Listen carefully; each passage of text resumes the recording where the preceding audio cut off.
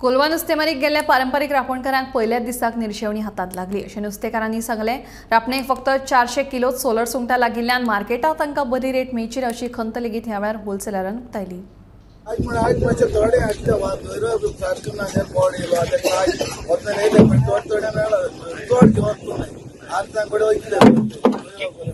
कितलेशे कॅच मेळ्ळा? 400 किलो अशें मेळ्ळा। 400 रेट कितें मेळ्ळा तुमकां?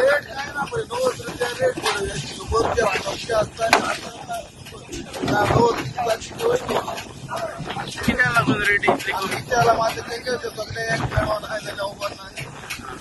पण तुमकां रेट मायज पडपा जाय